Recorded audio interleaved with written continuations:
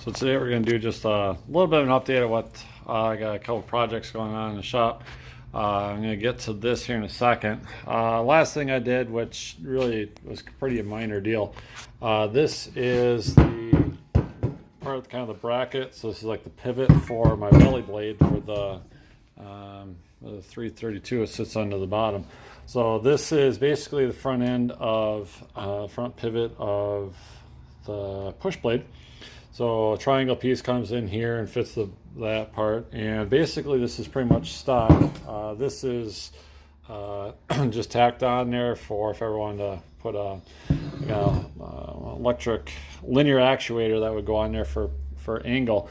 But one of the things I was always not really crazy about with how it worked, this worked out, was the blade would pitch and it would just kind of really didn't have a whole lot of control. So took it off and realized that this pin that kind of holds the that yellow blade over there, it's got two holes on the, you can kind of see right there and there. Those basically go on either side, right here and here.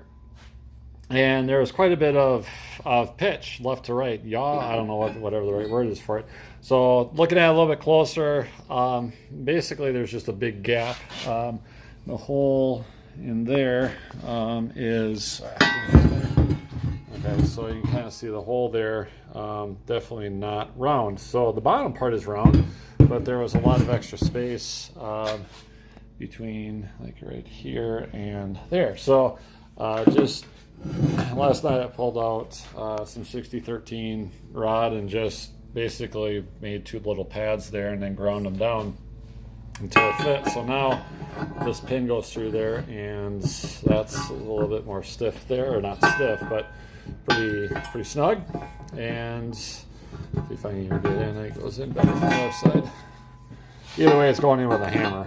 I'm just trying to do it one-handed. So there, that goes. You can see, yeah, it's a little bit tight, but whatever. It's basically pretty snug there on the top, and you see it's pretty snug there as well. And it's basically, I just kind of did a little grinding. So anyway, we got that going. I'm really looking forward to putting that on there.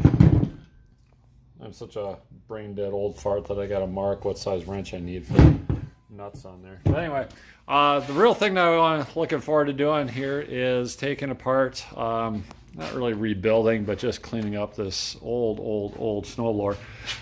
This is basically if you know John Deere snowblowers, this would be the equivalent of a Model 49. But you notice that it's got the round chute, and this is kind of referred to as a brass tag mower. Basically, when they first came out with these, this was designed to fit on the 140, which most people know is the pre-runner. I don't know. Basically, it's in the 300 series, the real 300 series mowers. Basically, they all fit. So this is one I just, yeah. It's been working well. It does not have, as far as I can tell, the only thing I really don't like about it is I don't think it has any shear pins, which makes me a little bit nervous, and I'm not really crazy about that, but I think the shear pins would be somewhere on the end on either side. But basically you can see it looks pretty clean. It's pretty straight. Some of these got really bent up. Chute's pretty straight. The auger, basically right here is about the only place where the auger is really messed up. Other than that, it's pretty clean yet. All the flights on the auger are pretty straight. Deflector is pretty good. It still has the old four-legged deer, which goes back to the 60s. Then they went to the two-legged landing deer, and now they got a two-legged jumping deer.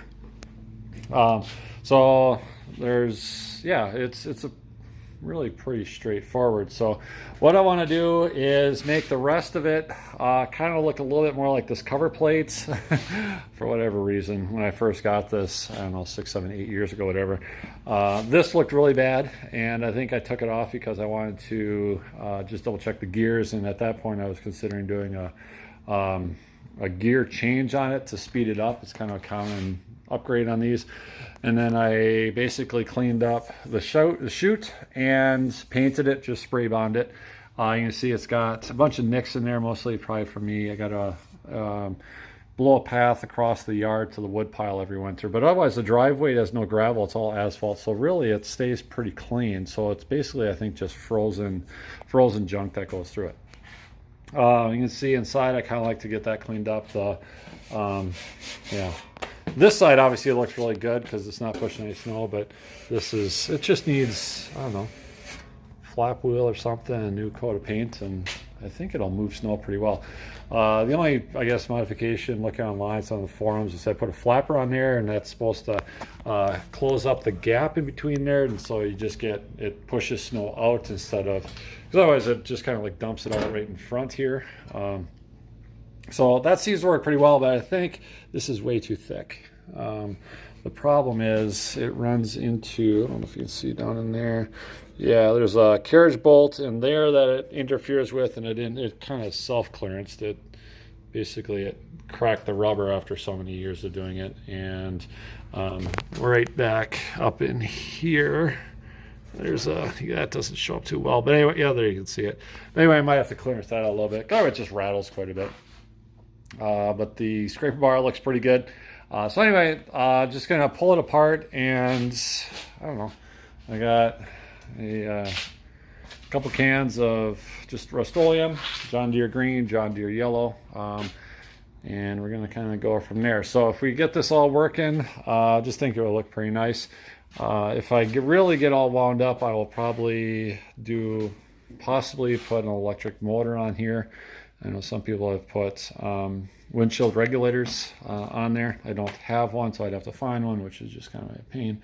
But otherwise, yeah, it's all basically stock as far as I can tell. So I just want to go through it and clean it up just so it looks nice. Yeah, it's strictly cosmetics. We really don't plan on doing any major changes or upgrades to it except for paint it, make it look nice. So anyway, we'll see how that goes.